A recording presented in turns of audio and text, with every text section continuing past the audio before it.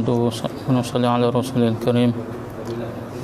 InsyaAllah pagi ini sama-sama lagi kita dengar hadis-hadis Rasulullah sallallahu alaihi wasallam.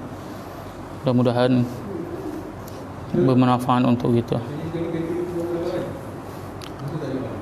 An Abi Hurairah radhiyallahu anhu an Nabi sallallahu alaihi wasallam qala Inna Allah azza wa jalla yaqul ana ma'a 'abdi idha huwa dhakarani wa taharrakat bihi syafatahu.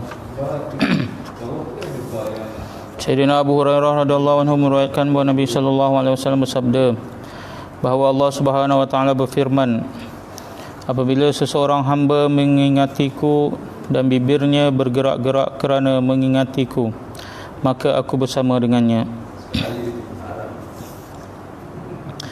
Sayyidina Abu Hurairah radhiyallahu anhu meriwayatkan bahawa Nabi sallallahu alaihi wasallam bersabda bahawa Allah Subhanahu wa taala berfirman, apabila seseorang hamba mengingatiku dan bibirnya bergerak-gerak kerana mengingatiku, maka aku bersama dengannya. An Abdullah bin Busrin anna rajulan qala ya Rasulullah inna syara'i'al Islam qad kathurat alayya fa akhbirni bi syai'in atashabbathu bihi qala la yazalu lisanuka ratban min dzikrillah. Sayyidina Abdullah bin Bus meriwayatkan bahawa seorang lelaki berkata, ya Rasulullah, hukum banyak sebagai amalan tetap saya. Baginda Rasulullah sallallahu alaihi wasallam bersabda, basahkanlah lidahmu dengan zikrullah pada setiap masa. Sayyidina Abdullah bin Bus meriwayatkan bahawa seorang lelaki berkata, ya Rasulullah, hukum hakam syariat sudah banyak, yakni yang mesti diamalkan, tetapi beritahulah kepada saya satu amalan yang saya boleh jadikan ia sebagai amalan tetap saya. Baginda Rasulullah sallallahu alaihi wasallam bersabda, basahkanlah lidah kamu dengan zikrullah pada setiap masa. An Mu'adz bin Jabal radhiyallahu anhu qala akhiru kalimatin faraqtu 'alaiha Rasulullah sallallahu alaihi wasallam qultu ya Rasulullah akhbirni bi ahabbil a'mali ila Allah azza wa jalla qala an tamuta wa lisanuka ratbun min dzikrillah ta'ala.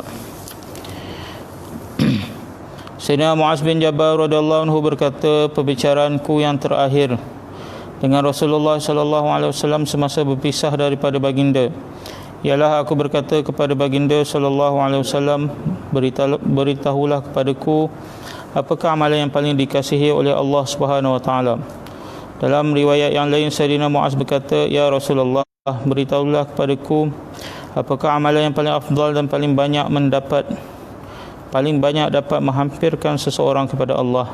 Baginda Rasulullah sallallahu alaihi wasallam bersabda, kamu mati dalam keadaan lidah kamu basah mengingati Allah, dan ini hanya mungkin berlaku apabila seorang itu semasa hidup mengambil berat untuk berzikrullah. Sayyidina Mu'adz bin Jabal radhiyallahu anhu berkata, pembicaraanku yang terakhir sallallahu alaihi wasallam semasa berpisah dengan baginda Rasulullah sallallahu alaihi wasallam pada baginda sallallahu alaihi wasallam, beritahulah kepadaku apakah amalan yang paling dikasihi oleh Allah Subhanahu wa taala. Dalam riwayat yang lain Sayyidina Mu'adz berkata, ya Rasulullah, beritahulah kepadaku apakah amalan yang paling afdal dan paling banyak dapat menghampirkan seseorang kepada Allah Subhanahu wa taala.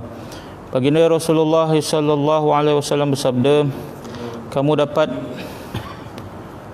mati dalam keadaan lidah kamu basah mengingati Allah, dan perkara ini hanya mungkin berlaku apabila seseorang itu semasa hidupnya mengambil berat untuk berzikrullah.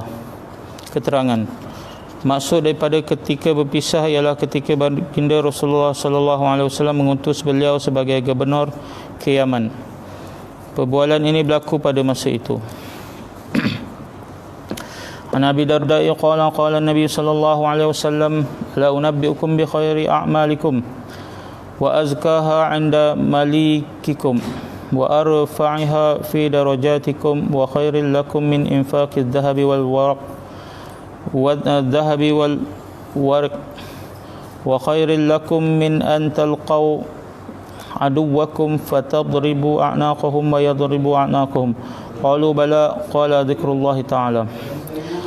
Sayyidina Abu Darda berkata, Rasulullah sallallahu alaihi wasallam bersabda, tidakkah patut aku memberitahu kamu amalan yang paling baik antara amalan-amalan kamu, yang paling suci di sisi Tuhan kamu, yang paling banyak meninggikan darjat kamu, yang lebih baik daripada membelanjakan emas dan perak di jalan Allah, dan yang lebih baik daripada kamu membunuh musuh semasa berjihad dan musuh membunuh kamu. Para sahabat berkata, bahkan ya Rasulullah. Baginda Rasulullah SAW bersabda, amalan itu ialah zikrullah.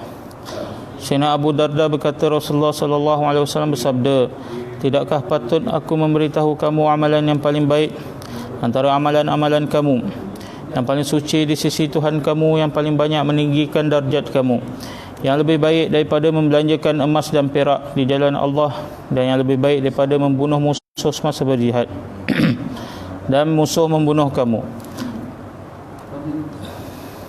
Para sahabat berkata, bahkan ya Rasulullah. Baginda Rasulullah SAW bersabda, amalan itu ialah zikrullah. An Ibnu Abbas radhiyallahu anhu anna Nabiy sallallahu alaihi wasallam qala,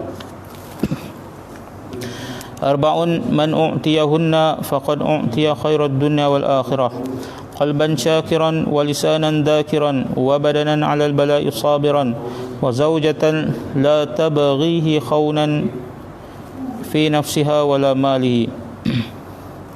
Sayyidina Abdullah bin Abbas radhiyallahu anhu meriwayatkan bahawa sesungguhnya Nabi sallallahu alaihi wasallam bersabda, sesiapa yang diberi 4 perkara ini, maka sesungguhnya dia telah diberikan kebaikan dunia dan akhirat.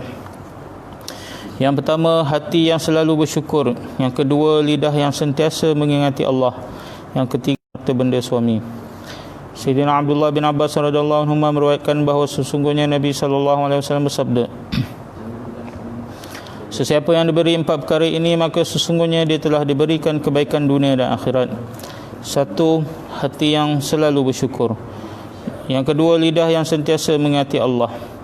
Yang ketiga, badan yang bersabar di atas musibah. Yang keempat, isteri yang tidak mengkhianati maruahnya dan harta benda suaminya.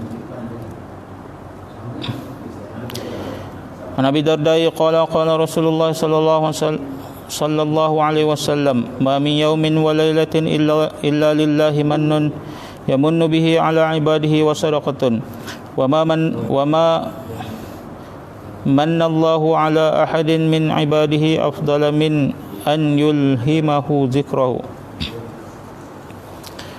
Sayyidina Abu Darda meriwayatkan Rasulullah sallallahu alaihi wasallam bersabda, setiap hari dan malam ada sedekah dan kurniaan daripada Allah untuk hamba-hambanya, dan tidak ada kurniaan daripada Allah ke atas hamba-hambanya yang lebih afdal daripada taufik untuk mengingatinya. Sayyidina Abu Darda radhiyallahu anhu meriwayatkan bahawa Rasulullah sallallahu alaihi wasallam bersabda, setiap hari dan malam ada sedekah dan kurniaan daripada Allah untuk hamba-hambanya, dan tidak ada kurniaan daripada Allah ke atas hamba-hambanya yang lebih afdal daripada taufik untuk mengingatinya.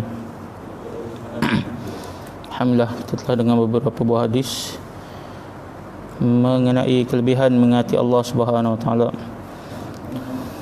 Mudah-mudahan Allah bagi taufik kita untuk sentiasa mengingati Allah.